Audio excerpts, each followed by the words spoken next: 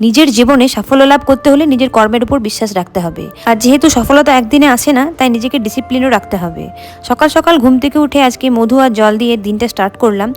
Generally workout করার পর আমি কি ব্রেকফাস্ট করে থাকি মাঝে মধ্যেই তোমাদেরকে শেয়ার করে থাকি। তারই মধ্যে আমার একটা পছন্দের রেসিপি হলো পনির। এটা বানানো খুবই সহজ আর কিন্তু খুবই টেস্টি হয়। আর হ্যাঁ, যারা রান্না করতে পারো না তারাও কিন্তু এই রেসিপিটা বানাতে পারবে। আমার কাছে যা যা ভেজিস ছিল সেগুলো প্রথমে কেটে নিলাম, ক্যাপসিকাম, টমেটো, পেঁয়াজ। তোমাদের কাছে অন্য সবজি থাকলে সেগুলো অ্যাড করতে পারো। প্রথমে ক্যাপসিকাম, পেঁয়াজ আর টমেটোটাকে হালকা করে সতে করে নেব, মানে হালকা করে ভেজে নেব। আর তারপরে কেটে রাখা পনিরগুলো আমি দিয়ে দেবো। এরপর একটু দেবো চিলি ফ্লেক্স, তারপর দেবো লবণ, আর উপর থেকে হালকা করে সাদা তিল ছড়িয়ে দেবো। একটু ভাজা ভাজা হয়ে গেলেই দিয়ে দেবো একটু ব্ল্যাক পেপার। ব্যাস, আমার রেসিপিটা রেডি। আর যেহেতু এখন শীতকাল, তাই উপর থেকে ধনেপাতা ছড়িয়ে দিলাম।